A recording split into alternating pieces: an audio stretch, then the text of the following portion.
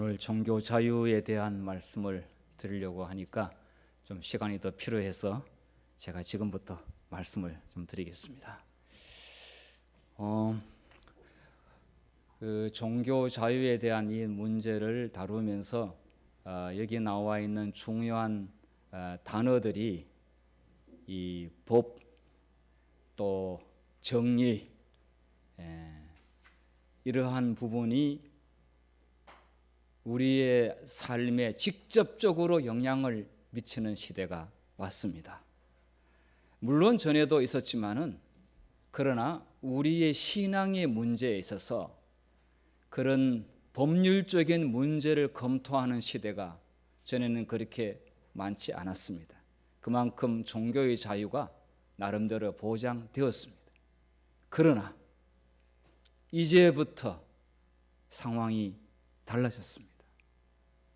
왜냐하면 성경대로 양심적으로 신앙하는 사람들에게 상당한 어려움이 시작되었습니다. 그래서 오늘 제가 이 판사가 판결을 내릴 때에 국가적 법률이 기본이 되어야 되겠습니다만은 그러나 그 국가적 법률이 개인의 신앙의 양심의 자유를 위에 두느냐 밑에 두느냐 아주 중요한 문제가 되었습니다.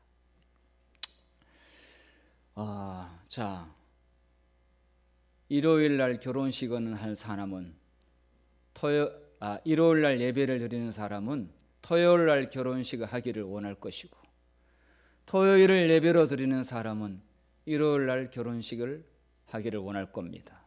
집안에서 거기서부터 다툼이 생길 수가 있습니다. 자기의 신앙의 원칙을 침해받지 않기를 원하겠죠. 그런데 예를 들어서 토요일 날 시험을 치는 자들에게는 정말 엄청난 고민이 됩니다. 그래서 일요일로 바꾸시면 좋겠다 생각하는데 일요일 예배를 드리는 자들은 다수가 그 토요일 시험 치면 쉽게 해결될 문제를 왜 하필이면 일요일 시험 치느냐 이렇게 되었을 때 국가는 판사들은 고민을 해야 합니다. 왜냐하면 개인의 평등권을 침해하지 않는 범위 안에서 기회를 동등하게 주어야 되기 때문에 그렇습니다. 그런데 그 정도는 그래도 합리적인 생각이라고 생각이 됩니다만은 오늘 제가 말씀드리는 내용을 좀 듣다 보면은 앞으로 전혀 인간의 기본권과는 상관없는 법들이 앞으로 이제 제정에 대해서 시행될 때에 심각한 문제가 발생하게 됩니다. 그럴 때 양심적으로 신앙을 지키고 하나님의 법에 따르겠다고 하는 사람들은 중대한 결정을 내려야 합니다.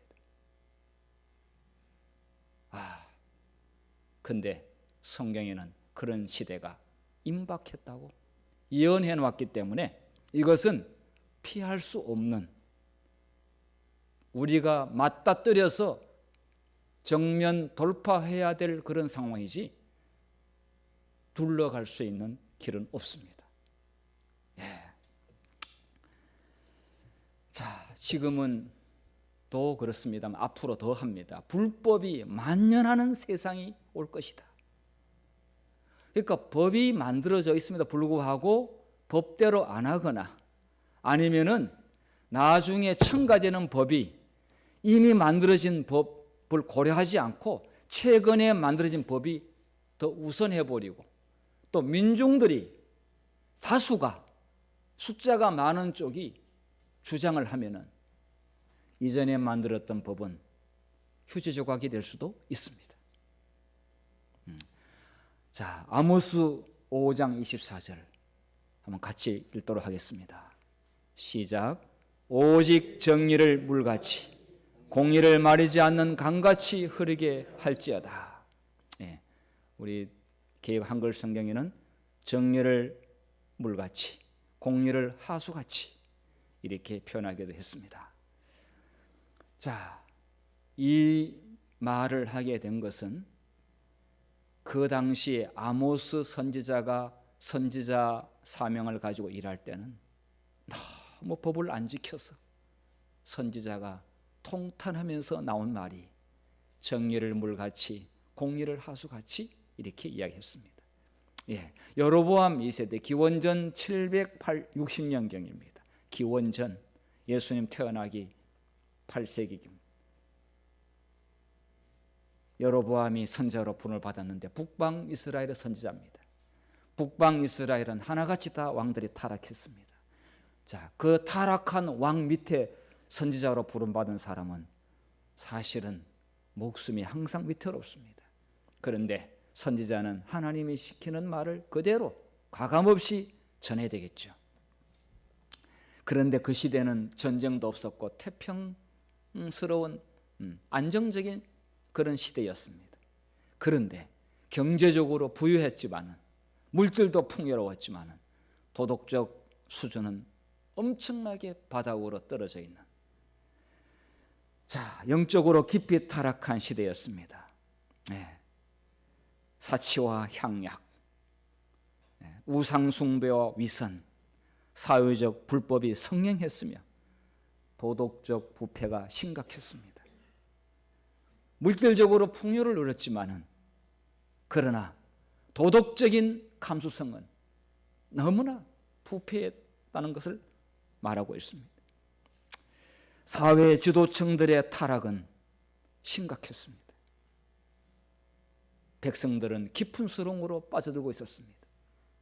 그리고 부자는 더 부자가 되고 가난한 자는 더 가난하게 되고, 자, 그러는 가운데서 법을 법대로 실행하는 지도자 없었고 모두가 자기 왕의 마음대로 그렇게 하고 있었는데 선지자가 볼 때는 너무 통탄할 일이었습니다. 자, 그런데 데살로니가 후서 2장 7절을 보게 되면 마지막 시대에 이 아모스 시대와 같은 일이 마지막 시대에도 전개될 것을 예언했는데 데살로니가 후서 2장 7절을 읽겠습니다. 시작. 불법의 비밀이 이미 활동하였으나 지금은 그것을 막는 자가 있어 그 중에서 옮겨질 때까지 하리라. 불법의 비밀이 이미 활동을 했는데 대대적으로 못하는 것은 그걸 그래도 막아주는 자가 있다 이거예요. 그런데 이 막아주는 자가 서서히 이제 손을 조금 놓기 시작하게 되면은 아주 대대적으로 불법이 만연해서 순수하게 법을 지키거나 양심대로 사는 사람들은 더 이상 세상에 설 자리가 없는 시대가 다가옵니다. 예. 법을 잘 지키는 사람은 바보가 되고 법을 안 지키고 욕심을 부려서 불법으로 자기 야욕을 챙겨도 백성들이 거기에다 표를 많이 주면은 괜찮은 것처럼 보이고 그렇습니다. 자, 그런데 대표적인 걸로 정말 우리 모두가 보더라도 예수 믿는 사람이 보더라도 경악할 내용이 있는데 그것은 바로 동성애 축제입니다.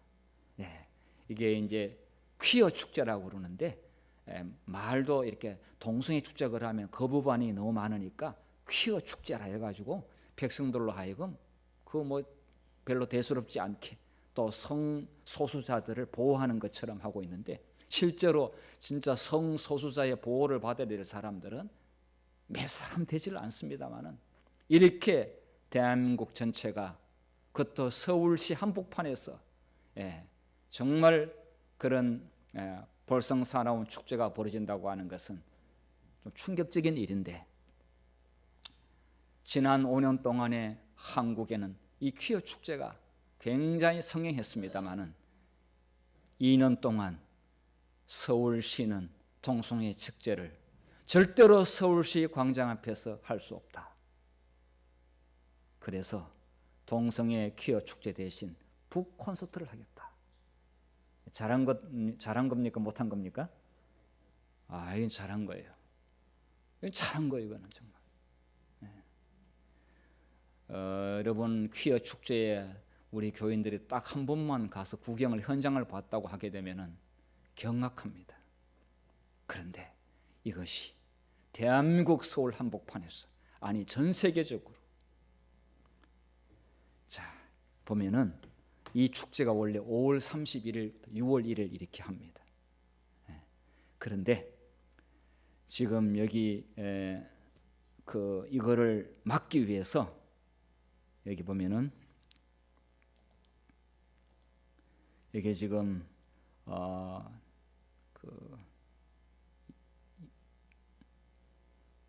이 퀴어 문화 축제 이 조직위 설명을 이제 이 사람들의 설명을 보면은 이 세 단체가 이제 막았다 이거죠.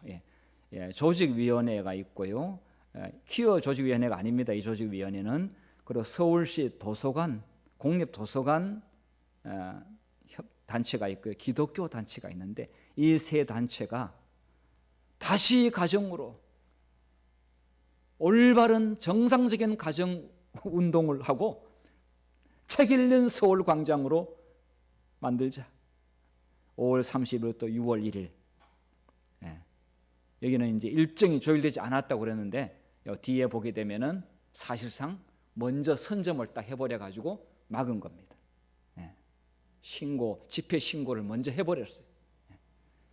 그래서 2년째 지금 하는데 막은 겁니다. 그러나 이들이 뭐 안 할 사람은 아니에요. 딴 데서 해요. 그런데 서울시 청 앞에서 그 볼성사 나온 축제 도저히 안 된다. 이렇게 한 겁니다. 자, 그래서 같은 날 서울 광장에서의 퀴어 퍼레이드 개최는 무산된 셈이다. 2년 동안 막은 건데 앞으로도 정말 그렇게 하는데 이게 과연 어느 정도 버틸 수 있는가? 대한민국은 소수자를 차별하는 나라다 이렇게 또 하면은 이것도 또 곤란해지니까 차별하지 않는데도 그렇게 하여튼 합니다. 자, 이 내용은 동성애라고 하는 그런 말로 하지 않고 차별금지법이라고 하는 법을 가지고, 그러니까 차별을 하지 마라. 차별금지 말은 너무 좋아요. 차별금지법이라고 하는 포장을 딱 이렇게 해가지고 이제 하는데, 자, 이 내용은 우리 햇불 선교회에서 이제 우리 김대성 목사님이 한 햇불 선교에서 나온 체인지라고 하는 그 잡지 속의 내용을 제가 인용을 했습니다. 내용이 정확합니다. 이 남자와 여자는 많은 면에서 다르다. 다른 것을 다르다고 하면 차별한다고 공격을 받는 시대가 올 것이라고는 아무도 상상 못했을 것이다. 하물며 그것을 법으로 만들어 벌금을 부과하고 감옥을 보낼 수 있는 차별금지법을 통과시키려는 정치 세력이 있다. 이런 정치 세력한테 예수 믿는 사람들이 표를 준다고 하는 것은 경악할 일인데 모릅니다, 사람들은. 그걸 분별해야 되는데. 자, 그리고 차별금지법이 통과된 나라에서는 성교육을 시킬 때 이렇게 교육합니다. 성별은 태어나는 것이 아니라 선택이 가능한 것이라고 가르친다. 성정체성에 혼란을 주는 사상은 사실상 뭐를 공격하고 있는 것입니까? 성경을 공격하고 있는 것입니다. 남자와 여자는 이 지구상에 하나님께서 알아서 맞추십니다. 조물주께서 알아서 맞춥니다. 이거를 인간이 바꿀 수 있는 영역이 절대로 아닙니다. 그런데 인간이 선택할 수 있다라고 그렇게 가르치고 있습니다. 창세기 1장 27절에 하나님의 자기 형상 곧 하나님의 형상대로 사람을 창조하시되 남자와 여자를 창조하시고 딱 이렇게 정해줬습니다. 남자로 태어나고 여자로 태어나고. 그런데 자기가 수술해가지고 바꿀 수 있고,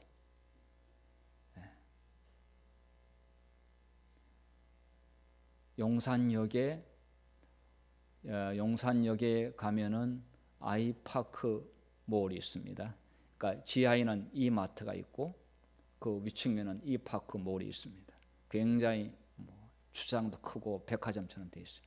거기 화장실 가게 되면은 남자 화장실, 여자 화장실 사이에 트랜스젠더가, 그러니까 남자와 여자가 함께 그림이 이렇게 같이 있습니다. 그래서 저도 들어가고 싶은데 제가 겁이 나서 못 들어갔습니다. 예. 그러니까 거기 남자 들어갈 수가 있고 여자도 들어갈 수 있는데 중간에 있어요. 여자가 앞 입구에 있고 이렇게 들어가요. 이쪽으로 남자가 들어가고 여기 여자, 그다음 중간에가 들어가는 곳이 있어요. 화장실. 그러니까 이것은 우리에게 보통 상식으로 살아온 사람들에게는 좀 이해가 안 되죠. 조금 안 되는 게 아니라 많이 안 되죠. 그런데 이러한 배경을 보게 되면 단순히 성소수자를 차별하지 말아달라. 차별하면 안 되죠. 그들은 그들은 인권은 존중돼야 되죠. 그런데 배경을 보게 되면 이거는 반드시 사단이 하는 것을 알 수가 있습니다. 이 성정체성 혼란되는 마르크스주의가 있습니다. 자, 레닌은 유럽에서 전쟁이 일어나면 노동자들이 합심해가 혁명을 일으킬 거라고 생각했는데, 그런데 노동자들이 따라줄 줄 알았는데 안 따라줬어요. 자기 조국을 위해서 싸웠어요. 조국을 살리기 위해서. 그러니까 이념을 가지고 했는 것은 안 되고 자기 조국을 위해서. 그래서 레닌은 이 일에 대해서 실패했어요. 분석을 했어요. 왜 실패했을까? 1917년 러시아에서 볼셰비키 혁명이 일어났습니다. 혁명의 주체들은 노동자들이 아니라 지식인, 변호사, 전문가들을 이제 포함시켰어요. 저는 노동자들 하니까 자기 조국을 위해서 해버리니까 이념 가지고는 안 되는 거거든. 그래서 이번에는 이런 사람들을 이제 포함을 시켰는데 혁명은 서유럽으로 확산하지 못했습니다. 1차 대전 종전 무렵 마르크스주의자들은 자신의 오류를 분석하고 혁명이 일어나려면 서구 문명을 파괴해야 되는데 서구 문명의 뿌리는 기독교입니다. 그래서 기독교를 박살내기 위해서는 뭔가 포장을 하기 시작했는데 그 책임 담당자가 루카치라고 하는 볼셰비키 정권의 문화 담당관입니다. 누가 우리를 서구 문명에서 구원해줄 것인가? 이런 질문을 던집니다. 마치 서구 문명이 가진 자들에서 억압받는 것처럼, 그리고 이 노동자들은 당하고 있는 그런 어떤 이분법으로 갈등을 조장하는 그런 분위기를 만들어요. 그래서 서구 문명에서 누가 우리를 구원해 줄 것인가? 우리의 권리를 누가 해결해 줄 것인가? 이렇게 했습니다. 그러면서 급진적인 성교육 프로그램을 실행하고 사회의 도덕적 가치관을 파괴하는데 열을 올렸다, 이렇게 하고 있는데, 자, 이들을 어떻게 했느냐면은 노동자들은 억압을 받는, 그리고 자본가들은 억압을 하는, 그런데 그 문화를 이끌어가는 사람들이 보면 기독교인. 자, 그래서 이 기독교인과 대척점에 설 수 있는 사람들을 만드는 것이었습니다. 그래서 이 노동운동이 순수한 노동운동도 있지만은, 그러나 배경을 보게 되면은 순수한 노동운동이 아닌 그런 면들이 굉장히 많이 있습니다.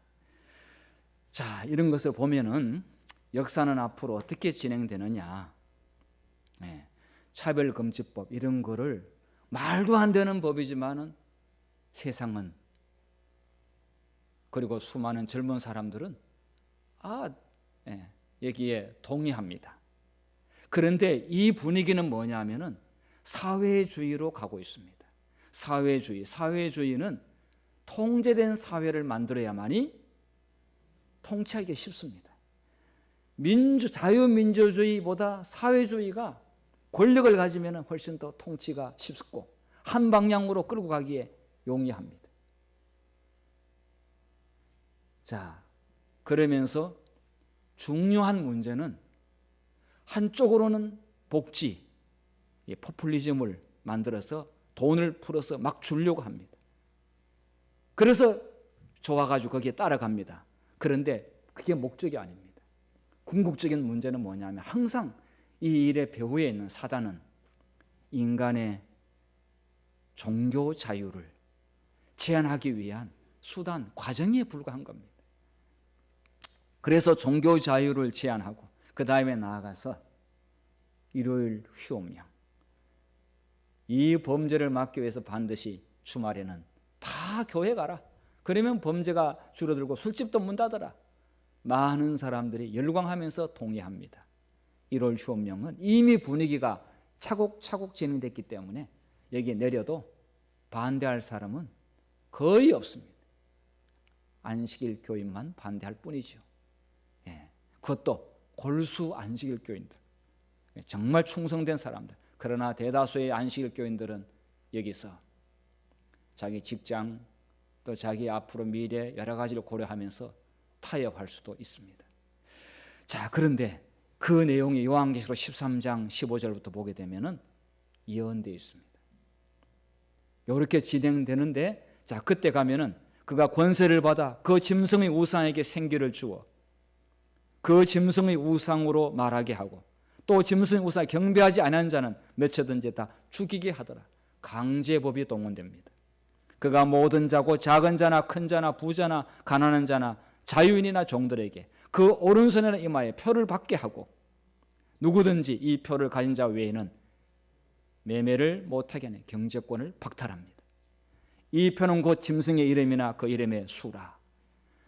그래서 지금부터 이제 이러한 법을 만들어 가면서 이미 그 전에 나와 있는 기본 종교 자유의 법이라든지 그 다음에 인권 법에 대해서는 이제 무시되고 이제 나중에 만들어지는 그 법이 중심을 이루게 됩니다.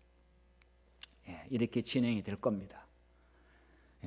뭐 이 내용에 대해서는 이분은 안식일 교인이 아닌데 이 동성애 차별금지법 어떻게 만들어진데 대하여 아주 잘 나와 설명을 잘하고 있더라고요. 이번에 그냥 제가 넘어가도록 하겠습니다. 자, 드디어 프로테스탄트인 개신교회가 어떻게 변해가고 있는지 여러분께 들으시게 되면 아마 충분히 공감할 겁니다. 이거는 각시대쟁투의 563페이지에 나와 있는데 이 책에 나와 있을 때는 정말 그럴까 했는데 지금은 이 예언 그대로 이루어지고 있습니다. 보겠습니다. 오늘날 로마교는 이전보다 훨씬 더 호감으로 개신교 인정을 받고 있다. 천주교가 우세하지 못한 나라들에서는 보방교도들의 세력을 얻기 위하여 융화적 태도를 취하고 있으며 개혁 교회들과 법왕의 교권 제도를 분리시키는 그 교리들에 관하여 점차적으로 무관심해지는 경향이 있다.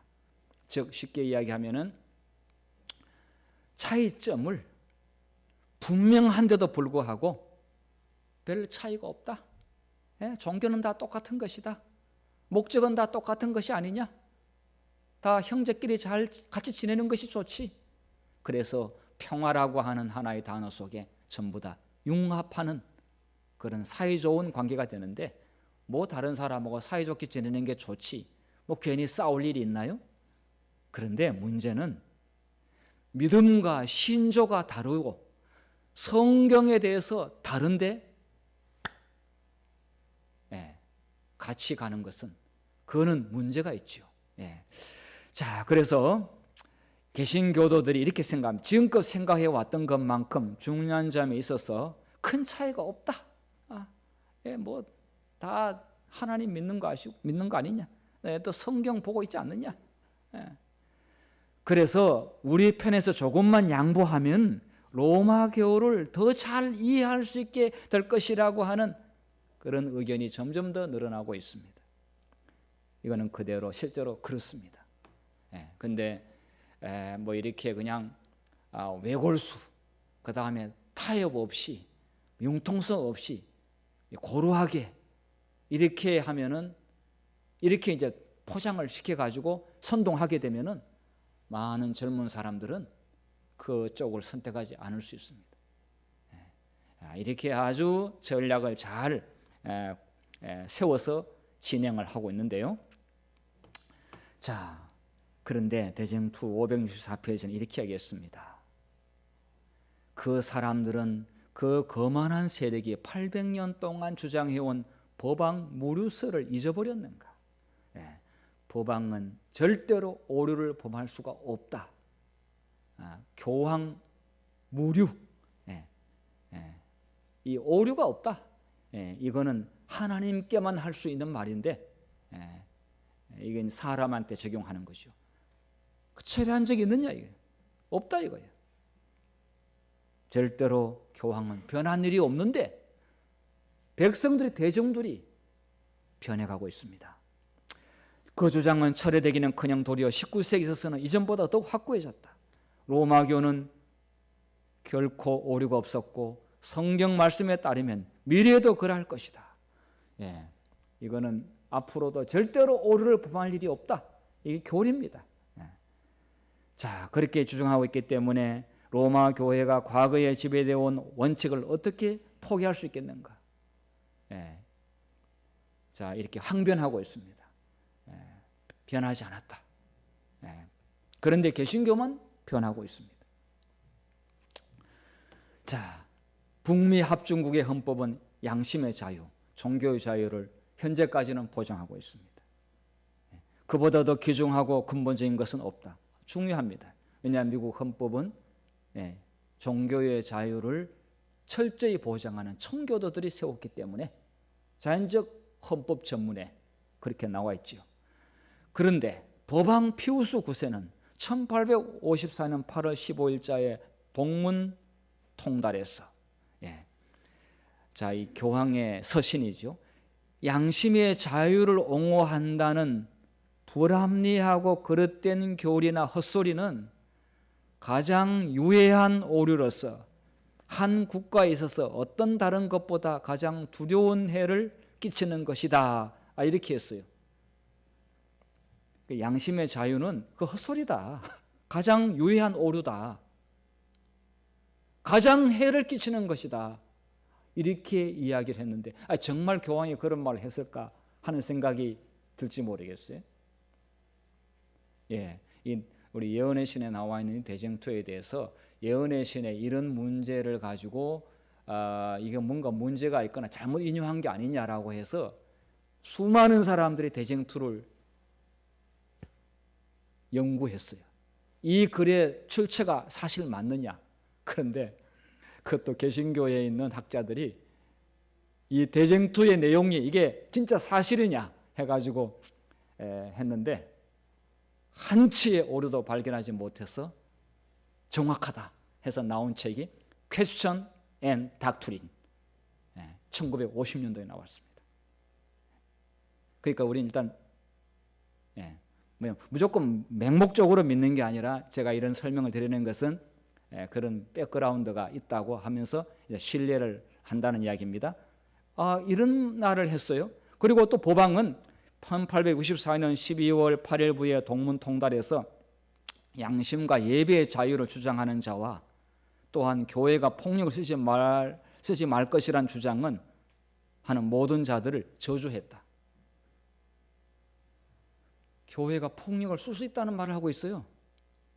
그리고 양심의 자유를 말하는 자들 저주를 한다고 그랬어요. 그러니까 법왕의 오류가 없다 이렇게 했는데 우리가 볼 때도 이런 국가 대한민국 헌법에도 이거 위배됩니다. 미국 헌법에도 이거 위배되는 이야기입니다. 폭력을 쓰면 안 되는 거죠. 정당화될 수가 없는 거죠. 자, 이렇게 돼 있음에도 불구하고 해도 교황은 절대 오류가 없다. 확고한 교리로 나와 있습니다. 자, 그러면서 이제 세력을 드디어 점점 더 확장을 합니다. 비록 로마교가 기만의 기초 위에 세워졌을지라도 그것은 조잡하고 졸렬한 모양으로 가장되어 있지 않다. 여러분, 천주교는 그렇게 허술하게 조잡한 모양으로 되어 있지 않습니다. 나름대로 상당한 인기와 그 다음에 사람들의 주목을 받고 있습니다. 좋은 점도 있습니다. 그들의 사회봉사와 그들의 의료 봉사 또 여러 가지 면에서 배울 점이 참 많습니다. 그런데 여기 이렇게 있습니다. 대정토 566페이지에 로마 교회의 예배 의식은 예배 의식 가장 인상 깊은 의식이다. 그 화려한 장식과 엄숙한 의식은 사람들의 감각을 매혹하고 이성과 양심의 소리를 침묵시킨다. 그 눈은 황홀해진다. 웅장한 교회당, 당당한 행렬, 황급빛 제단, 보석으로 장식한 신단, 정선된 그림들, 존귀한 조각들은 사람들의 미적 감각에 호소한다. 기도 또한 황홀해진다. 그 음악은 비할 데 없이 훌륭하다. 은은하면서도 풍성한 오르간 소리, 웅장한 성전의 높은 천장과 둥근 기둥으로 구분된 복도를 통하여 올라오는 무수한 음성으로 이루어진 아름다운 음악이 울려 퍼질 때 사람들은 경이감과 순경심을 품지 않을 수가 없다. 개신교에서 어떤 교회 보게 되면은 그냥 뭐 안수기도 한다고 보니까 좀 무당 신들린 것처럼 그렇게 난잡하고 시끄럽고 소동스럽게 하는 교회들이 있는데 여기 교회에서는 미사 드릴 때 아주 경건하고 그리고 아주 정선된 그 훌륭한 음악으로 그리고 엄숙하게 질서 있게 진행되면은 사람들은 경이감과 또 마음 가운데 감동을 받습니다. 그러니까 이 사단은 정말 사람들에게 포장을 잘해서 성경을 깊이 연구하지 않는 사람은 선호할 수밖에 없도록 그렇게 잘 만들어요. 자, 참고적으로 제가 예배와 미사의 차이점에 대해서 우리 성도님들이 잘 아시겠지만은 그래도 그러니까 정리된 이렇게 하고 그냥 무조건 우리 교회는 성경대로 한다 이렇게 이야기하면은 어떻게 그 사람들이 우리의 말에 귀를 기울이겠습니까? 항상 우리는 상대방에게 가장 친절하고 또 가장 예모 있고 그래서 상대방을 배려하면서 우리의 믿음의 신조를 전해야 그 사람들이 듣지 그냥 명목적으로 하면은 누가 듣겠습니까? 그래서 정리를 좀 제가 했습니다. 잘 한번 보십시오. 예배는 가장 가치 있는 구원의 은혜를 창조와 그리스도께 말씀과 찬양으로 표현하는 것이 예배입니다. 그래서 월십이라는 것이 가장 가치 있는 것이 예배입니다. 그런데 미사는 제사입니다. 제사는 반드시 제물이 있어야 되는데 뭔가 눈에 보이는 뭐 떡과 포도즙이라든지 이 제사가 미사입니다. 라틴어에서 왔습니다. 미사란 말은 예배는 목사가 인도할 수 있거나 아니면 집사도 장로도 예수를 믿는 사람 누구도 그 가운데서 예배를 인도할 수 있습니다.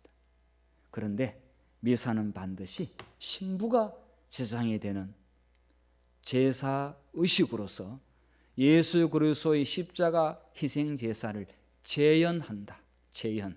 이게 아주 중요합니다. 재현. 그러니까 제사를 드리려면은 뭔가 제물이 눈에 보이는 제물이 있어야 되는데 떡과 포도즙인데 그거는 성만찬 예식과 뭐가 다르냐?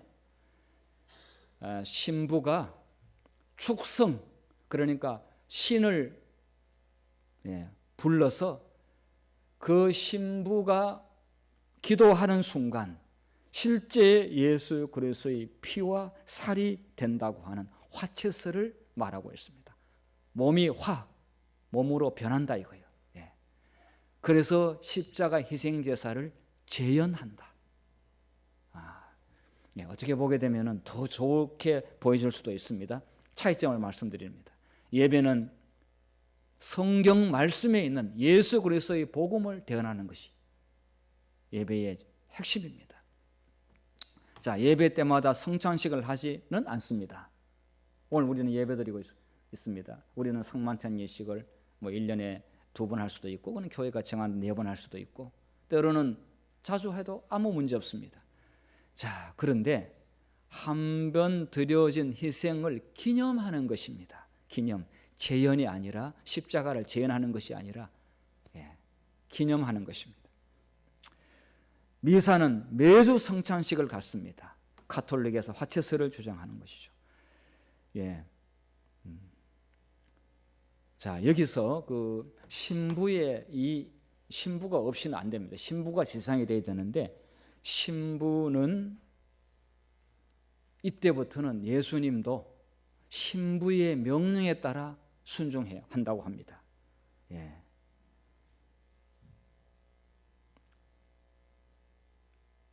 사제가 축성을 하면은 예수를 하늘에서 모셔와서 인간의 희생 제물로 제사장인 신부가 봉헌한다. 그러니까 제물이 됐으니까, 희생 제물이 됐으니까 신부한테 머리를 조아려야죠. 절대적으로 굴복해야 되죠. 그래서 왜 신부냐? 왜 파더이냐? 예수님보다 위에 있습니다. 그러니까 사실 성부 성자의 삼위의 개념이 이게 위에 아래 개념은 아니라 동등한 분인데, 이제 아버지와 아들 관계를 이야기하면 이게 이제 위 아래로 이렇게 가버리는데, 우리의 삼일체 개념은 절대로 위 아래 개념이 아니지 않습니까?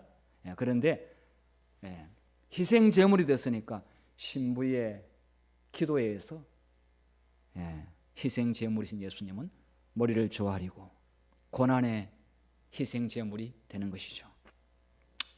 자, 예배는 오직 예수를 믿는 믿음과 십자가의 은혜와 용서를 통해 속죄를 받습니다. 그런데 미사는 반드시 의식을 통해서 속죄를 받습니다.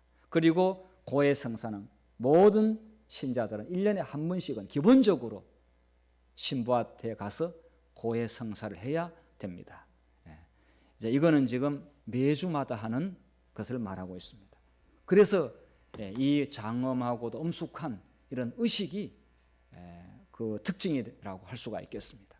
자, 이렇게 차이점을 여러분께서 잘 이해를 하시고 우리 천주교인 신자들에게 이렇게 대척점을 이루는 말보다는 차이점을 잘 설명해주고 어쨌든 간에 성경 안으로 들어오도록끔 하는 것이 중요합니다.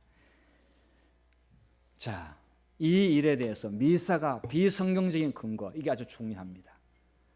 비성경적인 근거, 우리는 성경 가지고 이야기하지 뭐 전통과 역사 가지고 이야기하는 교회가 아닙니다. 히브리서 7장 27절에 같이 읽어보도록 하겠습니다. 자, 저 대장들이 먼저 자기 죄를 위하고 다음에 백성의 죄를 위하여 날마다 제사 드리는 것과 같이 할 필요가 없으니 이는 제가 단번에 자기를 드려 이루었음이니라. 날마다 제사 드리는 것과 같이 할 필요가 없다.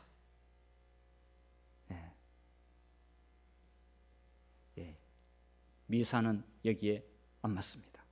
두 번째, 영음소와 송아지 피로 하지 아니하고 오직 자기의 피로 영원한 속죄를 이루사 단번에 성소에 들어가셨느니라. 한 번의 희생으로 말미암아 영원한 속죄를 이루었는데 매 주마다 재연하는 것이 아닙니다. 한 번으로 나머지는 모두가 기념하는 것이죠. 자, 그 다음에 히브리서 10장 14절과 18절은 그가 거룩하게 된 자들은 한 번의 제사로 영원히 온전하게 하셨느니라. 이것들을 사셨은즉 다시 죄를 위하여 제사 드릴 것이 없느니라. 다시 반복해서 제사 드릴 것이 없다. 그렇게 했는데 미사는 계속 반복해서 제사를 드리는 것입니다.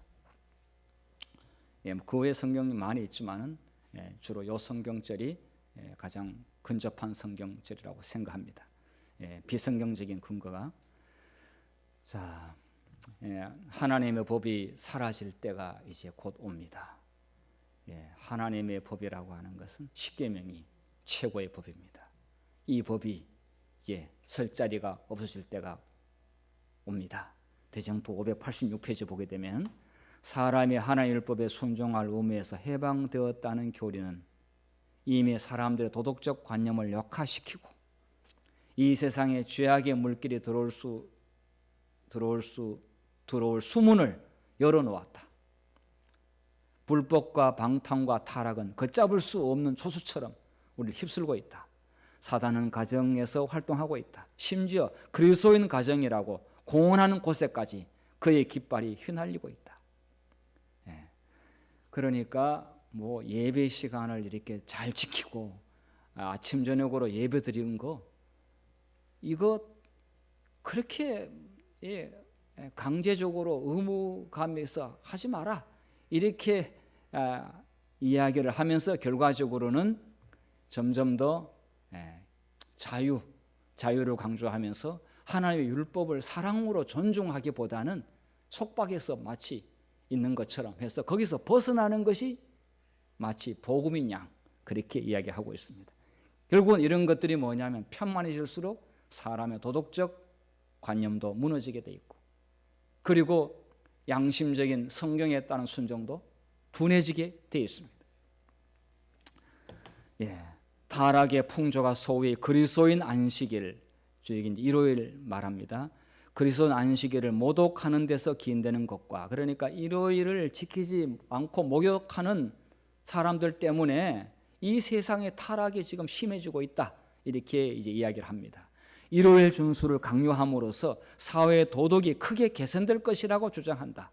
이 주장은 참된 안식일의 교리가 가장 널리 전파된 미국에서 특별히 강조된다. 미국이란 나라가 가장 양심의 자유와 종교의 자유를 보장하는 나라입니다. 그런데 그리고 또 미국의 안식일교인이 그래도 제일 많습니다. 그런데 그 나라에서 이러한 법이 생긴다는 것은 참 충격적인 일이죠. 자, 그래서 재림교인들은 앞으로 어떻게 해야 되느냐? 재림교인들의 의무와 책임이 있습니다. 여기 교회 증원 5권 보게 되면 이렇게 말씀했는데요.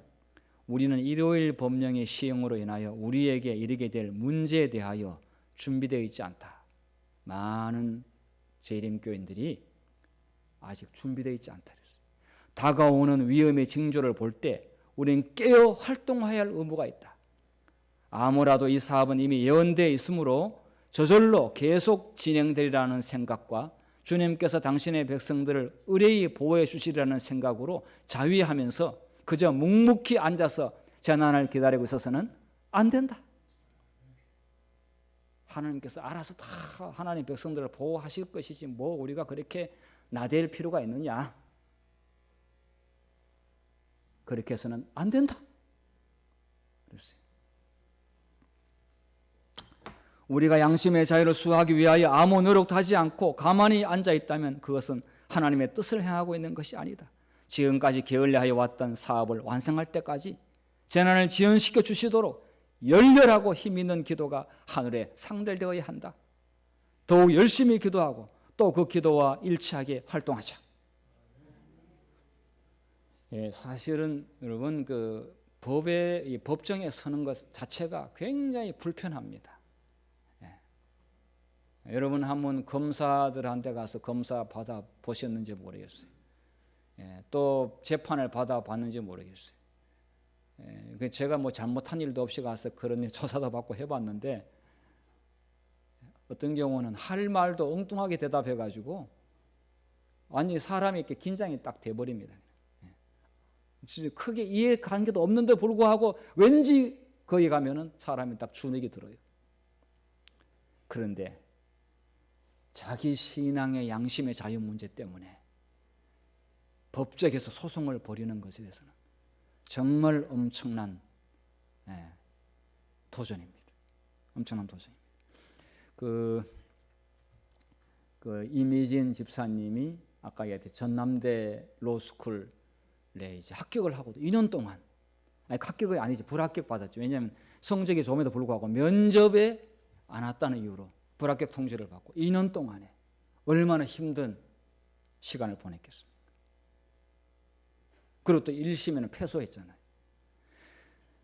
그리고 전남대에서 그런 거를 허락하게 되면 앞으로 훨씬 더 복잡해지고 일이 많아지겠죠. 그런데 이렇게 그 판결 내용문을 보게 되면 이렇게 했어요. 그 일몰 후에 시험을 면접을 보게 함으로 해서 학교가 보는 손해가 뭐냐? 물어요. 학교 손해 별로 없어요. 귀찮고 불편한 거죠. 똑같이 이렇게 획일적으로 따라주면 좋은데 양심의 문제로 신앙의 문제로 시간 변경해달라고 그러면은 그 저녁에 그 일을 하는데 얼마나 번거롭고 귀찮겠습니까? 그런데 그래도 아직도 그 사람이 이러한 일에 기회를 박탈하고 공부를 할 수 있는 인간의 평등권을 침해당함으로써 얻는 그 손실은 학교가 번거롭고 손해보는 것보다 훨씬 더 크다. 그러므로 이 학생에게 기회를 주라. 이렇게 했어요.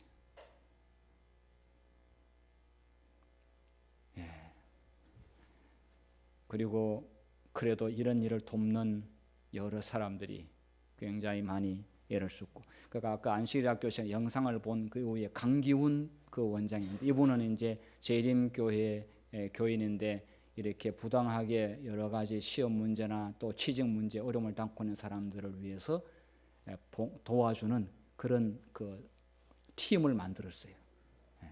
그런데 정말 더 중요한 것은 이런 일에 용기 있게 말하는 자가 많아야 되는데, 까짓 거 뭐 그냥 이번 안식일에 한번 갔다 오면 뭐 편하게 지낼 걸 그렇게 힘들게 하냐고 많은 젊은이들이, 안식교인들이 한쪽 눈 딱 감고 그냥 그렇게 지나면, 그런데 도와주려고 해도 본인이 선택하지 않으면 할 수가 없는 것이죠. 그러나 본인이 이렇게 투쟁하고 도와달라고 하게 될 때는 돕는 사람들이 있는 것입니다. 그리고 이제 법관들이 이런 사례가 판례로 만들어지게 될수록 이들에 대한 호소에 귀를 기울이게 되는 거거든요. 자, 그래서 침묵하고 있다고 하면은 나 하나로 아니라 많은 사람들이 어려움을 겪는데, 그러나 용기 있게 그렇게 도전한 자는 그로 말미암아 또 많은 사람들이 혜택을 볼 수도 있고, 혹시 또 손해를 본다 할지라도 여러분 자꾸 문을 두드리면 문이 열릴 수가 있는 것입니다. 자, 제가 이제 시간을 좀 줄이기 위해서 여러분, 하나님께서 십계명을 존중하고 십계명의 정신을 실천하는 한 백성을 마지막 시대에 준비해 주셨는데, 그게 그 여자의 남은 자손 백성인데요. 성경의 십계명은 절대로 변경하거나 고칠 수 없다, 없앨 수가 없다, 피할 수 없다라고 분명히 이야기했습니다. 천지가 없어지기 전에는 1.1핵도 결코 없어지지 아니하리라. 이제 차별금지법은 둘째 문제고, 진짜 하나님의 십계명에 손을 대는, 사단이 하나님의 십계명을 훼손하거나 여기에 1.1핵도 손을 대는 어떤 일이 이제 오게 되면, 이거는 법을 만드신 지극히 높으신 자에 대한 강력한 도전입니다. 그건 하나님을 대적하는 겁니다. 자, 하나님의 정부는, 우리가 들어갈 하늘나라는 의와 공의가 기초라고 그랬습니다. 의와 공의가 기초라 이거예요. 그런데 마지막 시대에 마태복음 24장 12절에 불법이 성함으로 많은 사람의 사랑이 식어지리라. 그러니까 불법이 성하다는 이야기는 법 지키지 않는 사람이 더 많고, 법을 지키지 않는 사람 보고 왜 안 지키냐고 하게 되면은 불이익을 당하는 그런 때가 온다는 이야기를 하고 있습니다.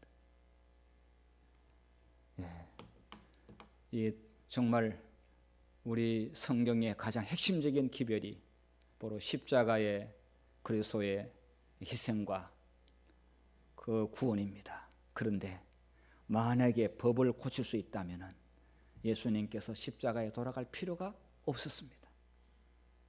법만 고치면 되지 뭐하러 그렇게 모진 고생을 치릅니까? 법을 고칠 수 없기 때문에 인간이 지은 죄를 대신 예수님께서 짊어지시고 그렇게 고난을 겪으셨습니다. 자, 그러면서 이 예수님의 대속적인 죽음 때문에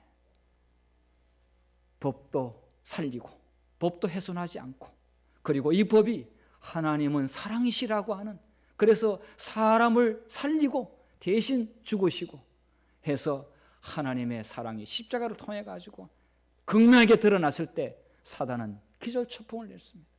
사단은 꼬꾸라졌습니다.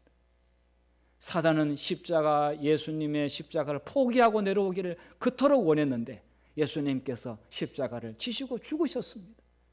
사단은 곤두박질 당했습니다. 사단은 머리가 땅에 처박혔습니다.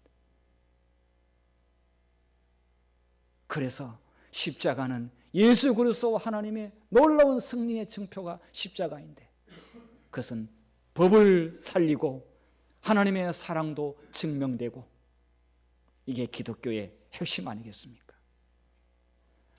우리 사랑하는 성도님들, 앞으로 우리는 이런 일을 위하여 마지막 시대에 부름을 받았다는 사실 생각하고, 항상 정말 늘 영적으로 우리가 깨어있는 가운데서 또 하나님의 말씀을 존중하는 그런 생애를 살고 있어야만이 그런 어떤 위기가 왔을 때에 그런 힘을 발휘할 수가 있지, 평상시에 세상 일에 취해가지고 바쁘게 살고 이렇게 하다가는 그런 용기가 안 날 수가 있습니다. 우리 모두가 재림권이 된 그 이유를 우리가 다 사명을 명심하고 날마다 매 순간 우리 말씀과 성령의 인도로 승리하는 우리 모두가 되기를 바라면서 말씀을 마치겠습니다.